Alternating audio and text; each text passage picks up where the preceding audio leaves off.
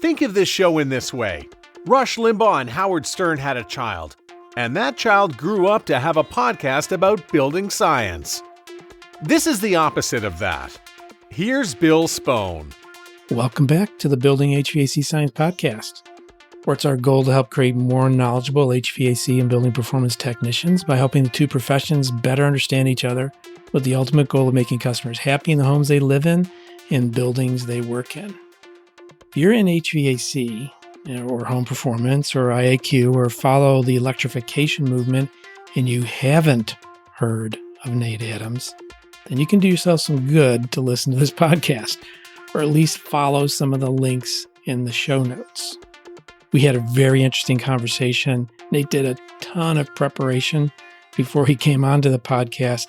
He's a thinker, really beyond compare to a lot of people that I know. He's got strong opinions, but you got to respect them. So why don't you listen into this podcast and decide for yourself how Nate can shape or change the way you think about some of these topics. Two little thought bombs to follow through this conversation are pattern recognition and the hero versus guide conundrum. And Nate is constantly morphing the way he approaches things, which is very interesting. It's a very interesting way to approach sometimes the mundane or the very mechanical work we do. He does it in a very thoughtful process. So please listen in a little bit and see what you can learn from our conversation together. Nate Adams talking about pattern recognition and the hero versus guide conundrum. Today's podcast, I have an old friend. He's actually younger than me, but I have a friend who's known for quite a while, and he's been on the podcast before. Go ahead, introduce yourself.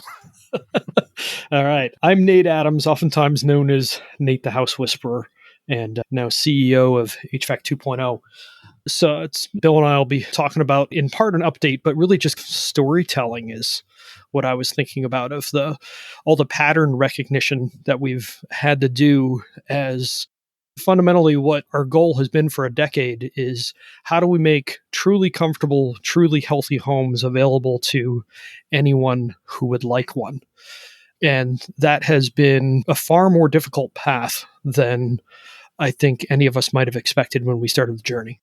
Okay, so you just gave me a cue there to say, how did you start this journey? And go back a little ways. Right, so when you were a young lad. Yeah, back when I was a young man, I don't feel nearly as young at 44, that's for sure. I used to be the punk in all this, and I'm now the thoroughly middle-aged, and sometimes, well, I've got the gray hair to go with it and everything too. But yeah, all this started years ago when, well, actually I worked for an insulation manufacturer selling fiberglass insulation to contractors and started learning all this stuff and started to learn about building science.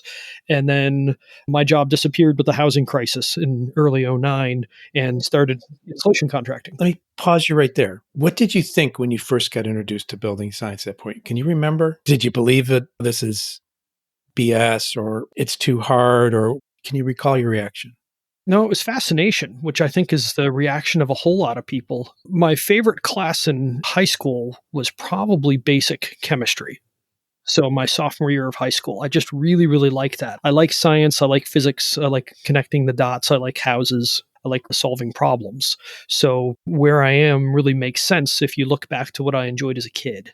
So I don't know, like I'm not one that's like, oh, well, there must be a sun god and that's who we should pray to so that our crops grow or something like that. It's, well, why does the sun come up? When does it come up? What can we expect? Like all the whys. Yeah. How do we actually figure out what's going on and not just put beliefs on top of all that? So building science is really sexy in that way. And then when I lost my job working for the insulation manufacturer in sales, I became an insulation contractor, met an auditor who introduced me even more to building science, because everything I'd seen before that was really what I learned through a fiberglass manufacturer, which is naturally going to have a pretty strong bias to it. So I tried to avoid that, but I didn't see a bunch of the other pieces. So I took BPI training to become a building analyst. And you come out of that feeling like you're superhuman. I can solve anything. I can fix anything. This is so cool. I can't wait to get out there.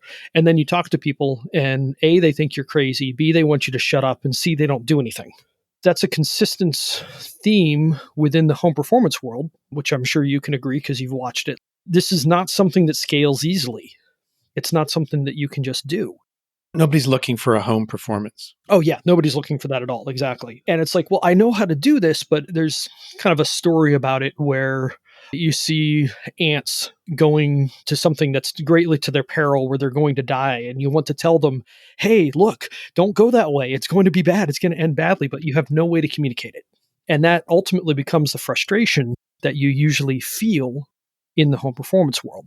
Because now you have this knowledge, you understand the science, you can recognize the patterns, which that's going to be the theme here, is pattern recognition. But how do we actually get that out there? I've often said that knowledge unapplied is useless. We can know something and be able to really move things forward, but if only one person knows that, or it's not applied at some kind of a broad human scale, the knowledge ultimately doesn't matter. That's a shame. And you can prepare yourself with a lot of knowledge, but if you can't find a place to apply it, that's also a tough situation. Yeah, it's frustrating. Well, you move on, which is what I've seen many, many people do through the years with home performance. You get enamored by what you can do and what you know and understand, but then you find that there's no way to apply it and there's no way to make money with it. And then you become frustrated. Some companies out there that quietly incorporate these things, but I think they just maybe keep it secret or just it works for them and it's competitive advantage perhaps. Yeah, and that's one of my fundamental main struggles with the home performance world is you end up with a few people that are good at doing all of these things, and they've created a little business model, but it requires their superhuman level of knowledge and expertise and their own unique set of gifts that are not replicable. So right now, doing home performance work, building performance work, looking at a house from a whole house perspective, largely requires a Michael Jordan level of talent.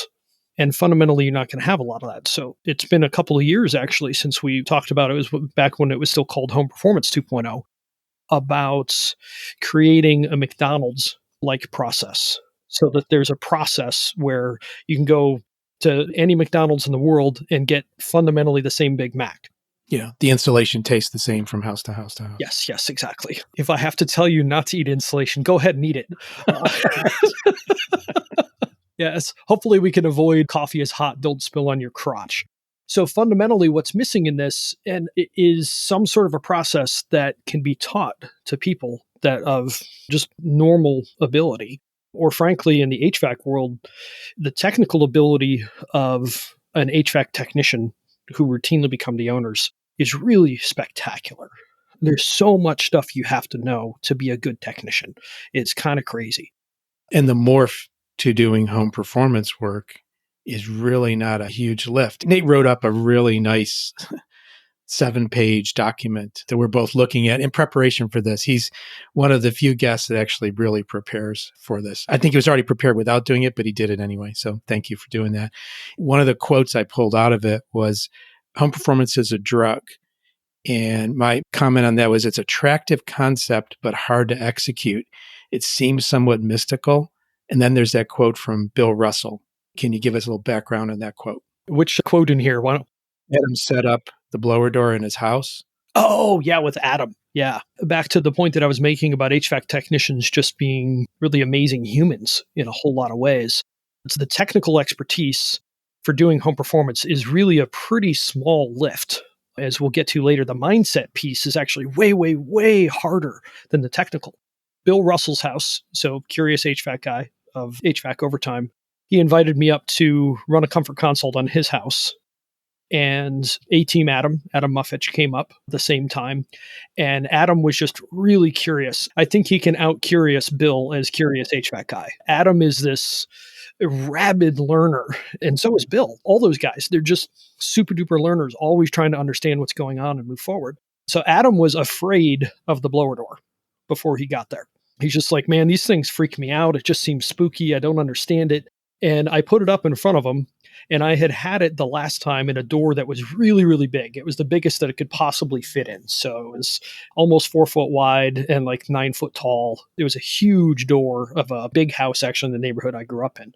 So I got it in there. I'm like, man, this looks jankety. I need to pull this out and just redo it because I leave my frame together with the shroud on it. And I was like, Adam, come here and just do this. And I coached him just a little bit through it, but he put the thing back up and he finishes and he's like, is that all? I'm like, yeah, that's all. This is not hard. Now there's the other things like make sure you clean out the fireplace or you cover the ashes so you don't suck them in, and be sure that you turn off the combustion equipment so that you don't get a flame shooting 18 inches sideways, that didn't happen to me. Oops. That was my boiler. I came downstairs and saw flame shooting 18 inches sideways out the side of it because I had the blower door on. But there's analogies to that in the HVAC world already. It's like, don't believe the disconnect may not be wired in properly. Don't just pull the disconnect, check the voltage at the contactor. Don't shock your ass. It's the same kind of thing. There are some precautions. There's a process, yeah. Process that you need to learn. And it's like you said earlier, it's a teachable process. So it probably should jump back to history for a little bit because it's probably important to understand a little bit more about how I became a house whisperer. So my partner, Ted, in Rochester, New York, was testing a ton of houses with blower doors back in the 08, 09, and 10 range. And he is a kinesthetic person. So he learns by feeling and touching more so than he does either audio or visual, which makes him really good at pattern recognition that other people suck at. So like the easiest way to think of him is, you remember the character Dr. House from the show House, where he was just totally a pain and completely ignored social contract, but yet could figure out and solve problems that nobody else could touch? That's my partner, for better or for worse. So he noticed patterns in how houses were testing and how their energy use was related to their blower door and what clients were trying to solve and what was required to solve those. And he started selling jobs that were surprising to everyone else. So like his average sale was just shy of $17,000 and he had a 65% closing ratio, which, I mean, in the HVAC world, especially when you consider this is 15 years ago, those are jaw-dropping numbers. 16 grand is kind of a normal HVAC system price now, but it was not 15 years ago, 13 years ago. So I was watching that with an average sale of $2,500 with my insulation contracting company and thinking, I'm killing myself for these jobs. This is dumb. I hate my life. My wife's pregnant. I'm going to be a horrible father if I continue on this path. And I've got to change something. So the number got my attention because I'm naturally attracted to numbers. And it's not just a profitability thing. It's like, how can I not have to work so hard, but still make the same money and actually solve problems and enjoy my life more? So he had a basic process sketched out, but like everyone is telling him, well, yeah, you learned it, but there's no way you can teach it. So he taught me. And we bumped it to where the advanced process, which is now called the comprehensive planning process in HVAC 2.0, which is maybe 1% of jobs. Like it's not going to be heavily used, but it does glue the whole system together because you can fix anything with that process. Might include tearing the house down, but you can fix anything. But in doing that, if someone went through that planning process, my closing ratio is 92%, and the average job is a hair over $30,000. And we're doing pretty deep work for that. We're getting into the shell, we're doing the HVAC and so forth. But there was a fundamental problem that we found there, which is first, there's not enough money to be anything more than a one-man band doing those advanced jobs. It's too much money added on top to have a large market for it. And then the second problem is there's almost no one that can learn to do that. It's too heavy of a lift. There's too much to learn. There's too much risk that you're taking on. Again, we had, to a large degree, created another Michael Jordan problem. So it may not have been Michael Jordan's, like now you just have to be an NBA player. So now we have 400 times the number of people that can do it. But if we're going to make healthy and comfortable homes available to anyone, we are still very wide of the mark. And then I also learned that because in pattern recognition, if you read my book, the Home Comfort book, it's fundamentally a book about pattern recognition. So here's the physics of how things work, which is looking for patterns. Here's the different things that HVAC systems should do, the 6 functions of HVAC, which has now become badass HVAC or nearly perfect HVAC. So everything in there is pattern recognition. So I wrote that in the hopes that I could help homeowners understand how to do this. But that obviously wasn't a scalable thing either. Yeah, it's where do you find customers? I mean, you talked about all these great jobs, but how do you find customers, or where do you find them? Where do they lurk? What are the patterns of customers? There's 3 things in the customers for these advanced jobs. So the biggest thing is they have a house with problems big enough to go do enough internet research to find me. So, I mean, I was kind of like the A team, like if you can find them and if you can hire them. You have a big van with several other people inside it? I love that van, man. That van's from the early 80s and it still looks cool as hell. That is a great van. You're a car guy too. We could delve into that. Yeah. I'm definitely a car guy, but that van still looks cool. So I don't have BA. That would be nice. Anyway, people have to have a problem big enough to seek you out. They need to be planning to live someplace basically permanently because these are expensive projects which really have no payback, which is another big reason that we think home performance hasn't scaled. If you're truly honest about paybacks on these projects, because we were modeling them as accurately as we could, the paybacks ran between 50 and 500 years. No, that's monetary payback. Monetary payback, but because there's other forms of payback.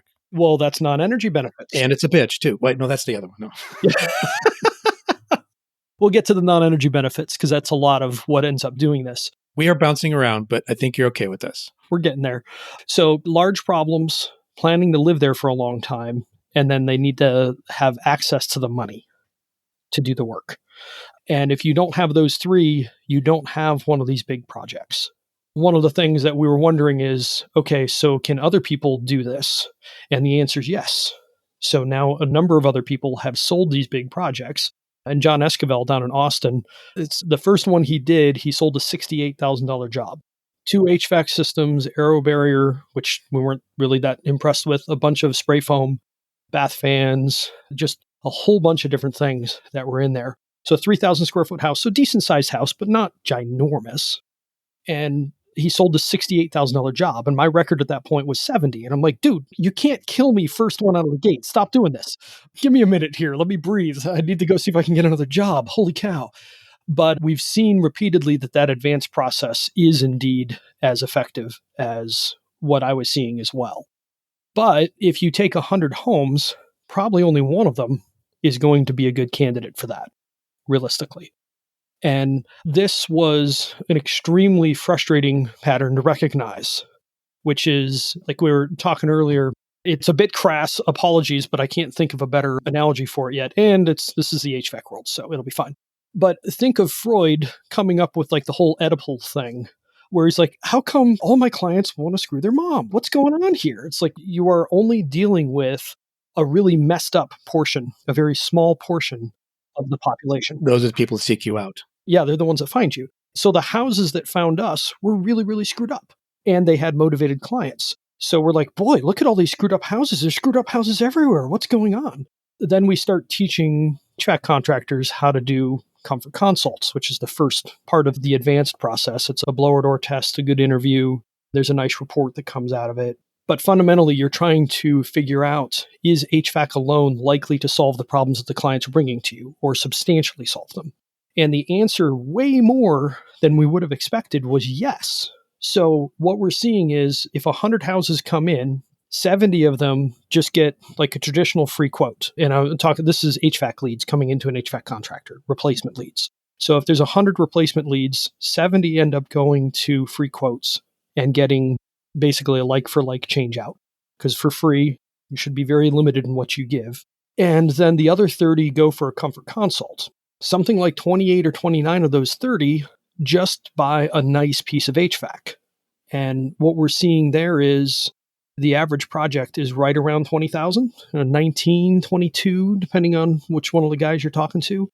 And they're seeing 60 to 70% closing ratios short term, a couple of weeks or a month. And over a year, it's going to 80 or 90%. Yeah, that's what I've noticed because I'm part of the HVAC 2.0 group. I'm more of a lurker. You've been watching the Slack, yeah.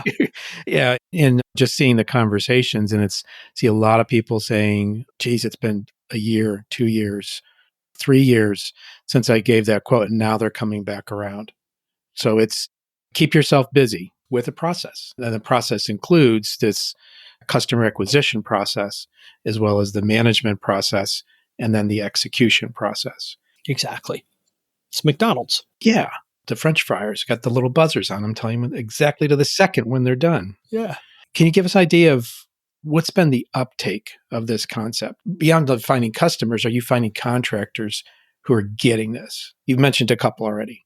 Frankly, that's been a bigger challenge than we were thinking it might be, because there's a big chunk of the process that we give here as far as the comfort consults, and there's literally a script you follow. So we say for the comfort consult, there's 3 things that you need to have. You need to be halfway decent with other human beings, you need to be able to follow a script, and you need to be able to run a blower door. And with these guys generally being technical and predominantly guys, it is not a hard lift for people to run and do the consult. Now, the report afterwards requires considerably more thought and understanding, but doing the basic process itself at the house is actually pretty easy. But the hard part is selling that process without selling that process, because you don't want to twist arms. You don't want to coerce clients into this. So it was the last episode we came up with the phrase responsibly avoid responsibility.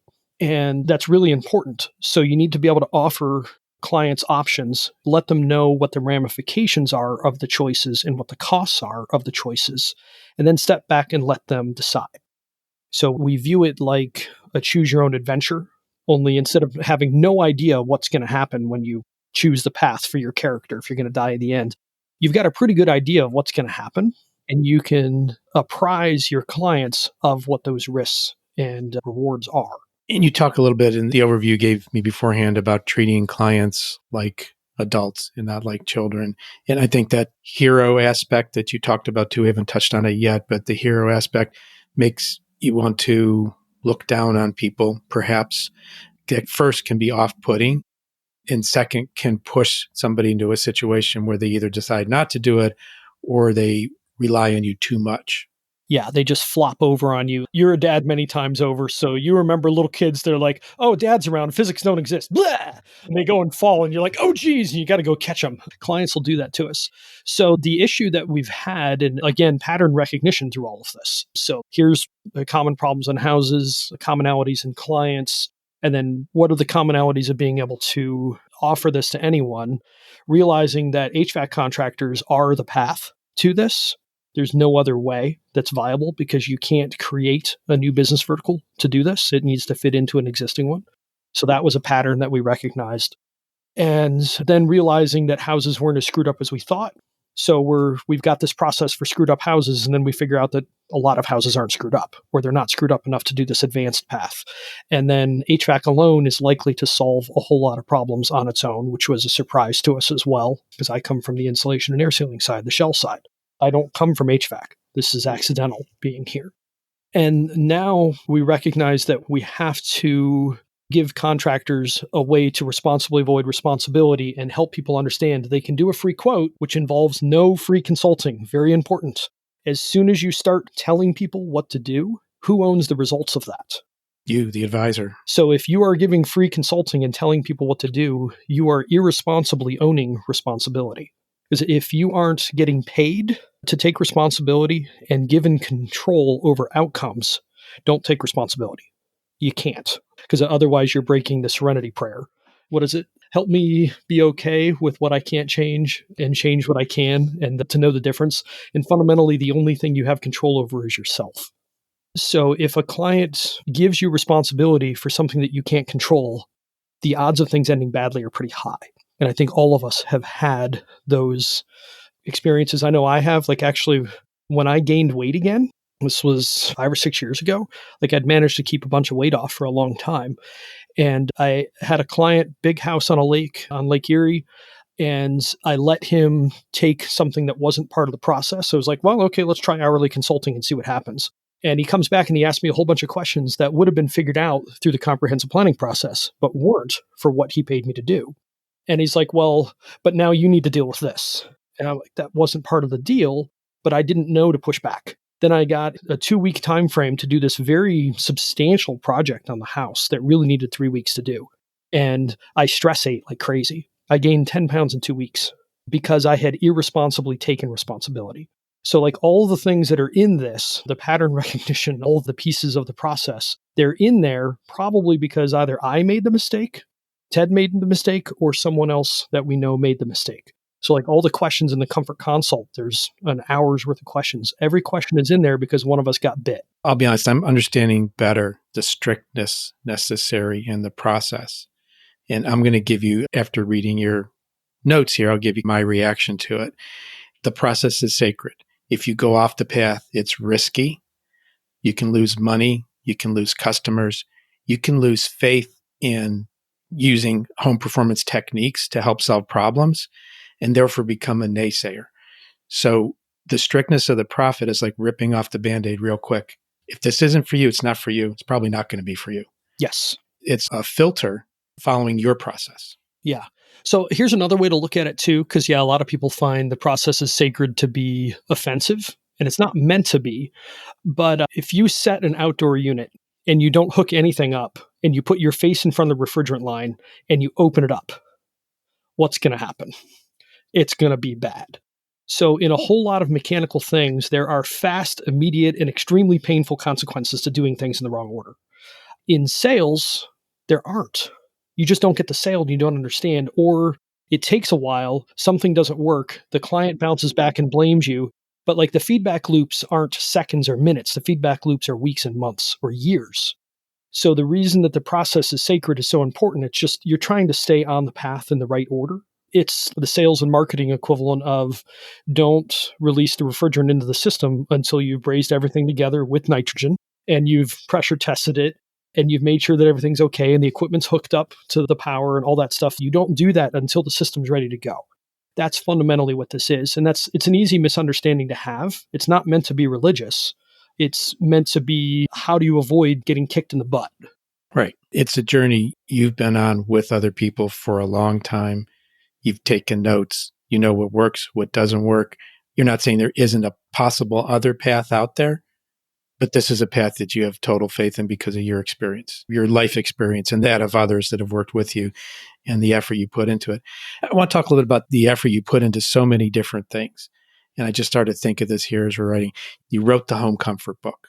Why did you do that? My problem with all the stuff that was out there is it was all 301, 401, 501.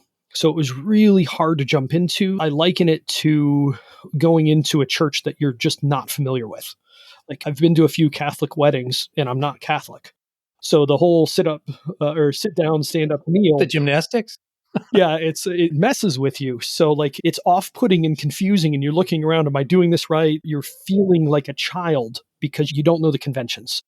So I found that really frustrating that there was no on-ramp to building science and home performance. So I wrote it to be that, and homeowners greatly appreciated it, and a number of them did use it to upgrade their homes and did so successfully. So periodically I get an email, hey, just wanted to tell you, thank you.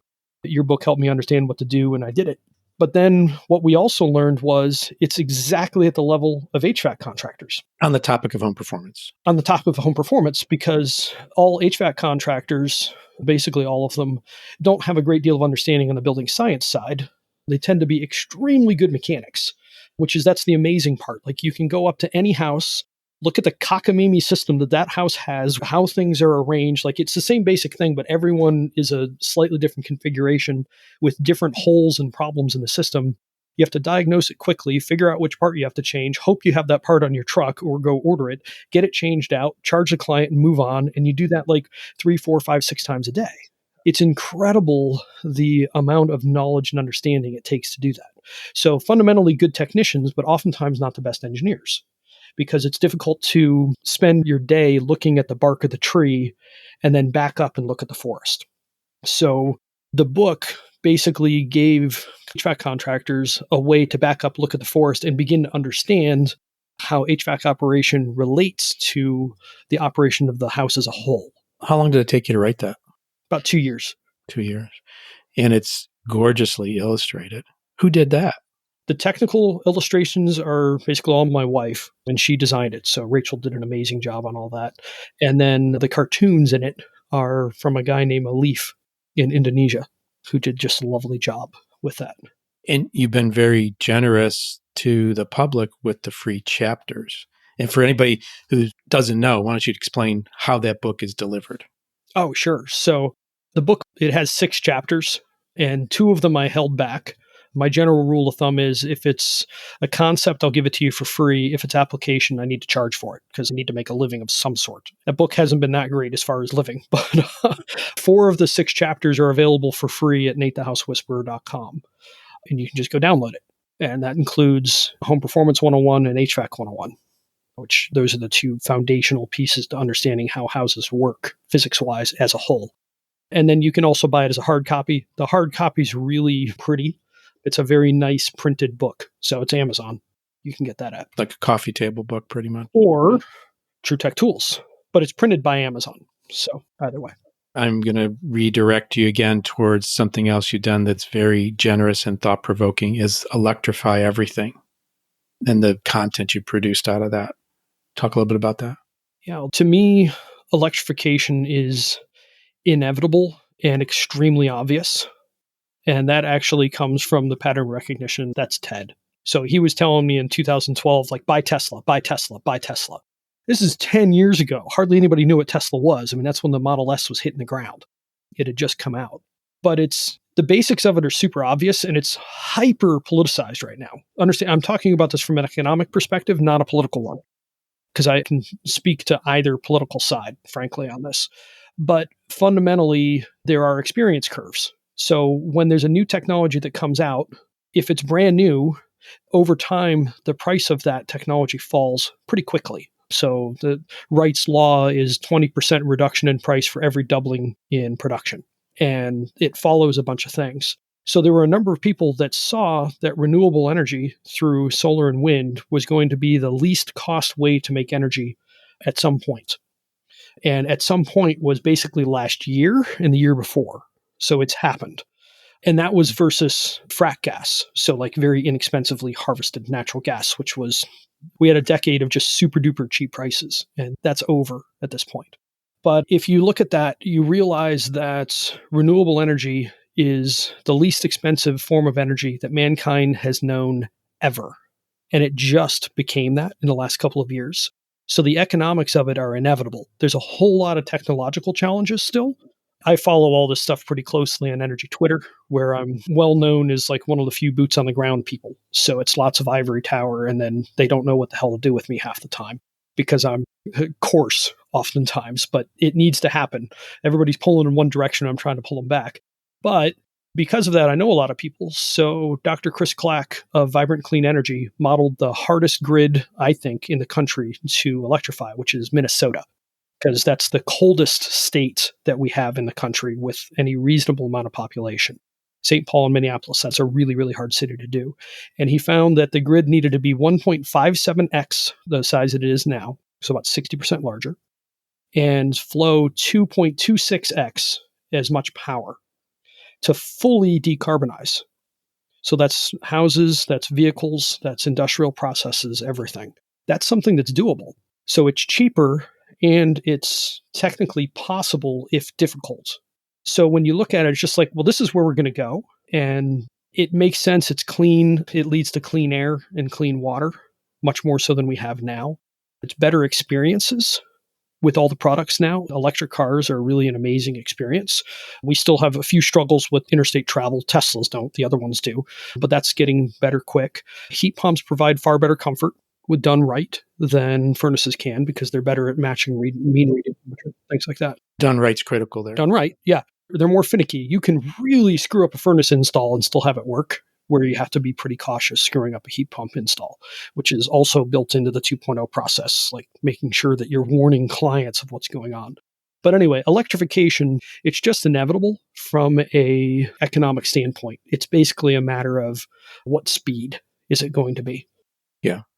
Russ King posted something on Facebook the other day and said, we need to stop kicking the can down the road. There'll be growing pains like switching from anything old to new. We will have to do it eventually. And you're going to recognize it now, recognize it later. It's just going to happen. And it's economic drivers, like you mentioned. Yeah. So fundamentally, it's going to happen. It's just a matter of when. And there's a lot of things that we have to get used to. But the other thing that came out of electrification, like how my partner figured it out on his side, was he sold his mom a hybrid.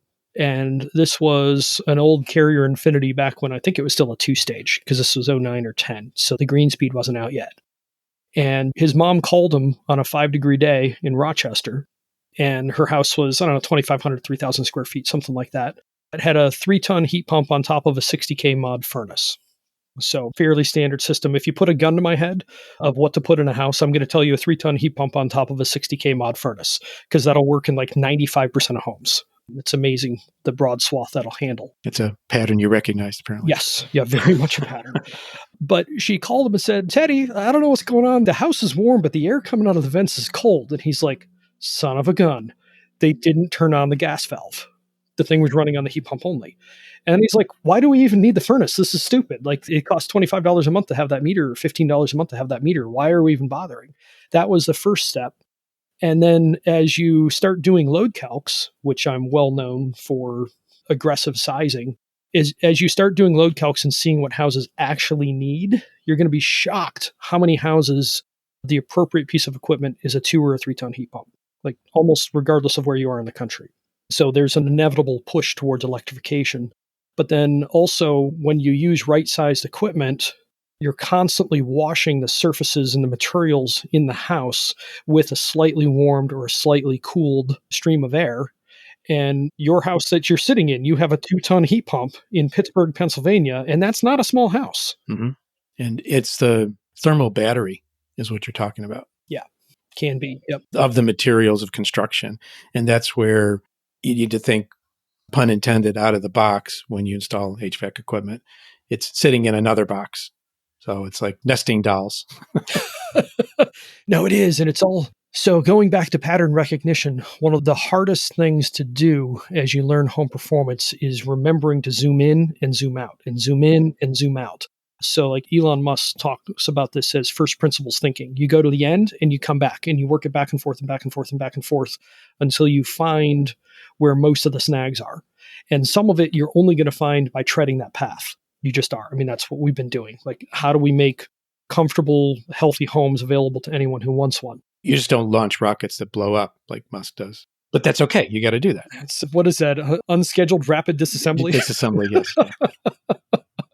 I love how he said that. He's like, so either it'll make it to the space or it'll blow up. Either way, entertainment guaranteed. Yeah. Yeah, this isn't quite as fun or as expensive, thankfully, as launching a rocket that may or may not explode. But being able to zoom in and out on a problem is super important. And we're building the last, hopefully, major piece of HVAC 2.0 right now, which is the free quote process, which solves the problem of how do you give every single client the option of, do they want a free quote, which is a like-for-like replacement? We'll give you a swath of options. Here's different equipment types. And then here's different ways of installing. Do you want fresh air? Do you want the good filter? Do you want the dehumidifier? All those things. But fundamentally, it's a like-for-like replacement. So do they want that path, or do they have problems that they want to solve? So by doing a good job of that, they can basically zoom in and zoom out on that house. So if it's a simple replacement, give them a bid, go do the work, take the money, feed the family, move on.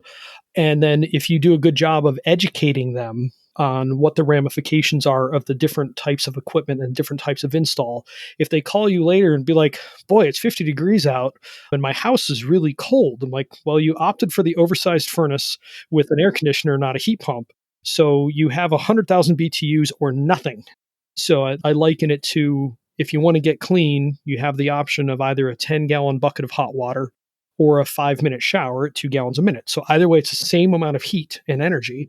But if you have an oversized piece of equipment, it's like the ice bucket challenge, only with hot water. And if you choose a right-sized variable speed piece of equipment, you get that nice, gentle shower.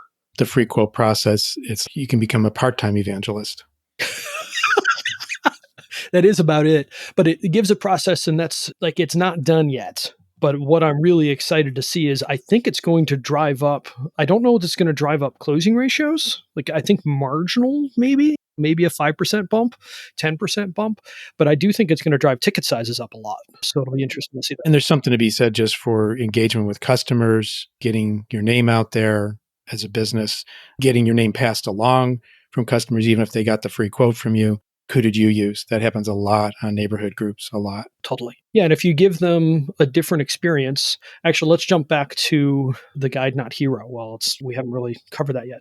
There's a different way of putting it. There's a great book that I highly recommend reading, even though it's marketing based. So if you're a technician, Sorry, read it anyway because it can be important to understand. There are 4 fundamental characters in every story.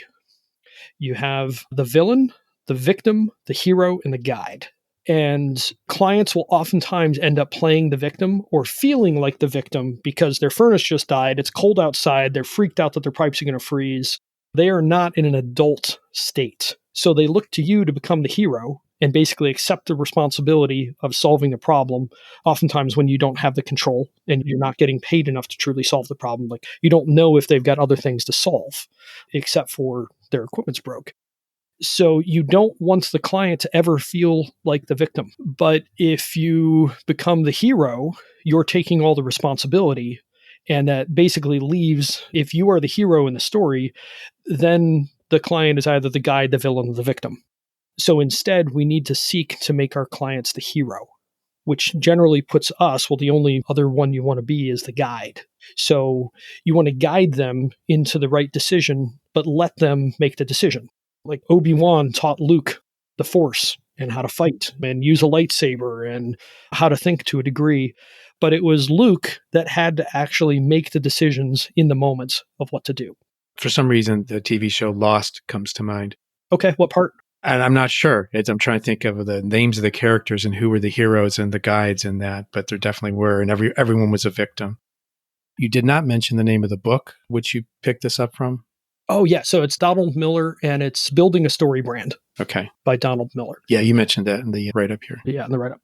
I highly recommend that because you have to learn how to stay the guide, even as homeowners push you to become the hero. So like the story of that big house on the lake, I got pushed into being the hero. And it wasn't good because in time I became the victim in it as well. So you have to think about how you're setting things up. And there's another way to look at it as well that comes out of Sandler. There's a parent, adult, child. And it's also, you can look at it as ego, superego, and id, if you want to look at it that way from a psychology perspective. But fundamentally, all of us have 3 modes that we switch between all the time. You can't get rid of any of these. You can only try to stay in one more than the other, but you're never going to get rid of it. It's part of your nature.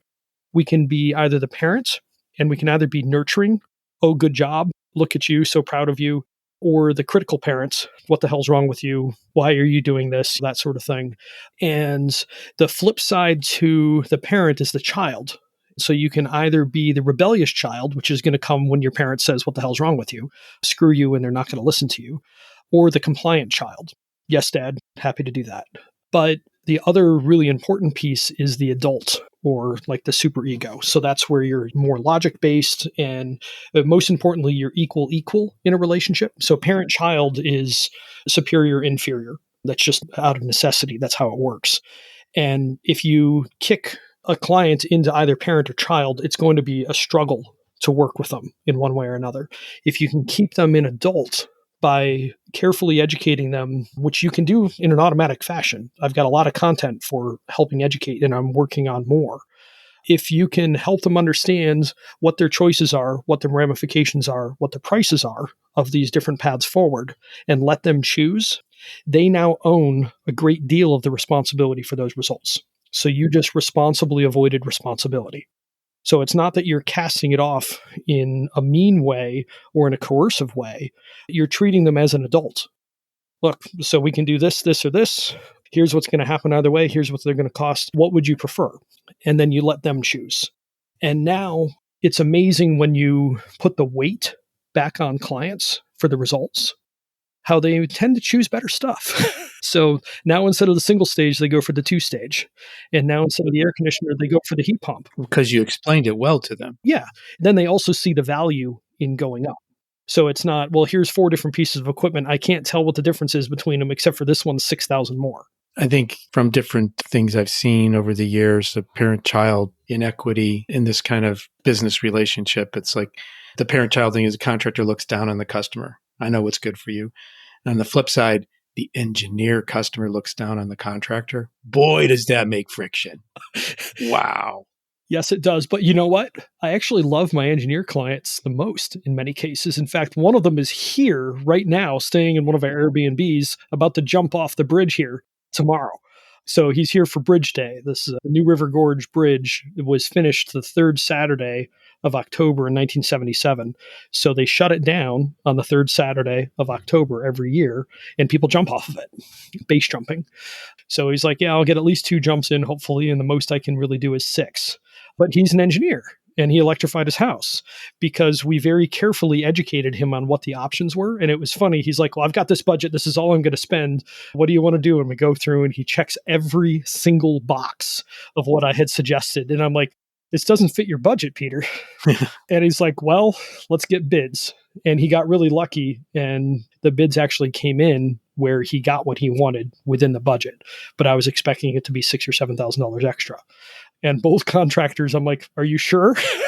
Like, I'm speak now or forever hold your peace. But because we treat the engineers as adults and we give them the choices to make, they actually aren't that hard to work with. And so you've served the curiosity of people from Home Comfort, the curiosity and perhaps necessity with the Home Comfort book, the electrification. You do have a series of videos if people are interested in that. Is that correct? Yeah, there's a course. It's the Electrify Everything course. I wrote that really with a California policy wonk in mind because I know a lot of them. But yeah, if you go to the Nate the House Whisperer YouTube channel, there's a whole series of videos on that. To that end, as contractors, it's really scary downsizing things at first. So if you have any curiosity at all about electrification, and it's coming, so you might as well get ahead of it. Now with the IRA, there's going to be at least some money. We'll see how easy it is to access. I've got a lot of question marks on that. Some things I'm seeing look good. Some things I don't know. But it's coming. But the easiest way to begin to get comfortable with it is to understand just how oversized HVAC is. So the easiest way is buy an Ecobee and put it in your own house and watch what your runtime is on a very cold and a very hot day. And then if you can borrow a blower door, try one of those out and see how leaky the house is and which rooms leak more than others. And very quickly, you'll understand that you don't need to be as fearful. But if you're doing this for clients and you want to downsize their equipment, you do need to know some things before you want to take the risk, which is why the Comfort Consult is what it is. We collect past energy bills. Energy bills are a very good indicator of what size is needed if you know how to read them. Blower door reduces risk a great deal. If it's a really leaky house, its peak load can be really, really high. Like in watching energy bills, same winter, a loose house will see its gas usage go up 40%, and a tight house will see 15%. And most of that usage is on the really cold days. So it means that if that tight house has a 3-ton load, when the loose house under kind of normal circumstances might be a 5-ton, it might be 8, 9, 10 tons when it's a really cold day below zero. So you need to understand that to reduce the risk of sizing. But if you understand what's going on with the house, you can size tightly. And if HVAC alone is enough to either substantially reduce or to solve the problems that they have in the house, you're done. So at a minimum, you can do hybrids. Because a hybrid's pretty much always an option if you have a forced air system. And then oftentimes you'll find like what Ted did at his mom's house. Well, this is stupid. The furnace wasn't even needed to heat the house on a design day. Yeah. You did just mention really quickly, you connected through Twitter with some policy wonks. You did help write a policy paper. Can you talk a little bit about that? Sure. With something that ended up being in policy. Yeah, it's funny for a guy who is known for being anti-policy. I've been involved in a lot of it. So there's one thing I just sent out today on international heat pump policy recommendations. But the piece that I think you're referring to is the hybrid heat homes program. Yes. So I'm personally a fiscal conservative. I like to spend money well if we're going to spend it. And the IRA does annoy me because it's an expensive way to do a lot of the stuff that they're trying to do there. But the hybrid heat homes program was basically stop making one-way air conditioners. And we coined the term one-way because people don't understand that, but they can only cool, and turn them all into two-way heat pumps, because a heat pump can cool and heat. But oftentimes people hear heat pump, they're like, well, you're taking my air conditioner away. Like, no, we're not taking it away. We're just giving you heat too. Now you have reverse gear where previously you didn't, and you had to push the car backwards out of the parking spot. Now you just have a heat pump. And what that would end up doing is turning every system into a hybrid. So if you had propane or gas furnace or oil furnace underneath, it would still be a hybrid. And that's relatively inexpensive because it looks like it's something like ballpark $150 in parts difference for the defrost board and the reversing valve. And there's one other part. Eric Kaiser will surely correct me. I don't know what the third one is, but it's a pretty small cost difference between those two. So we suggested giving manufacturers $400 per unit to stop making air conditioners and only make heat pumps, and then ramp it down over time. So on the electrification front, that would help. And for years, people are looking at us like, why are you doing this? Gas is cheap. And I'm like, I wrote an article in 2012 that said, look, we're about to start exporting natural gas. We're going to be connected to world prices. If anything happens, our prices are going to go up because we can actually get our gas out of the country where we couldn't at that point. And then Russia in 2014 annexed Crimea, and they created some weird price fluctuations. And now we're seeing it with Ukraine, and then the one-upsmanship with Europe, where Europe's not going to get natural gas from Russia this winter. So because we're connected to world natural gas prices, we're seeing substantial increases in it. And it's like, look, we can see this coming. This is coming. It's just like, when is it going to happen? How is it going to happen? I don't know. But there's all these risk factors that are obvious. So that was 2014. I wrote, all that has to happen is Russia do something crazy again, and our natural gas prices go high.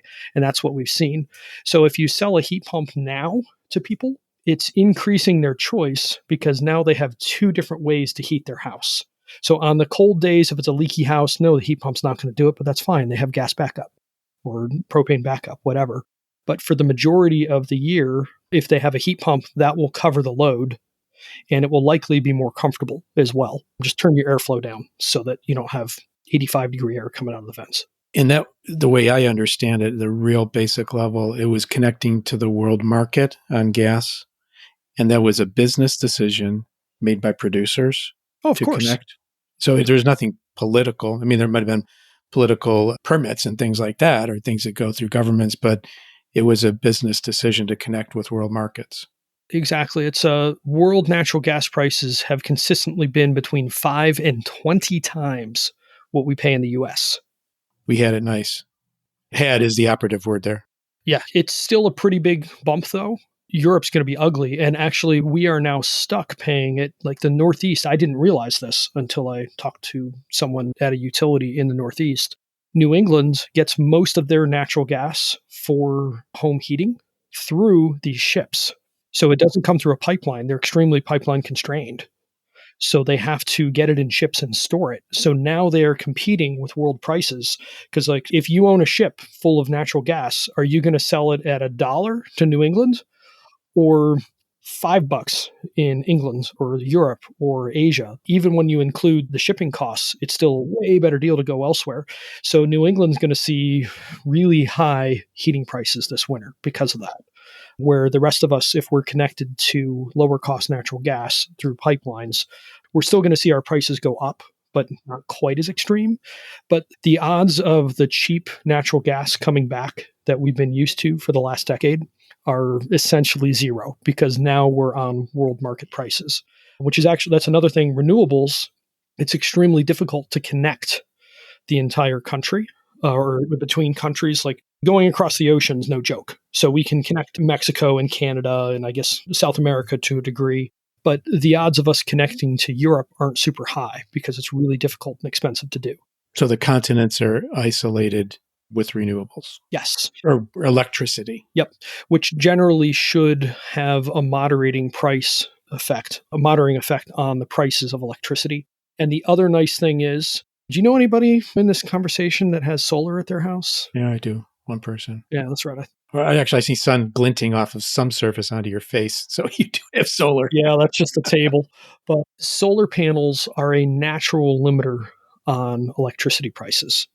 And the ballpark is 13 to 15 cents a kilowatt hour. If you're going to live someplace for 5, 8, 10 years, it probably makes sense to buy solar.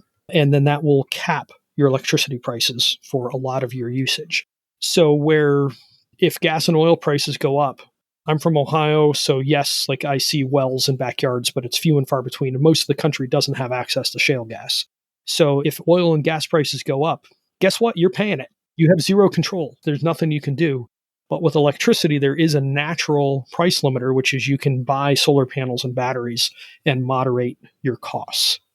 So that's going to act as a natural price cap over time.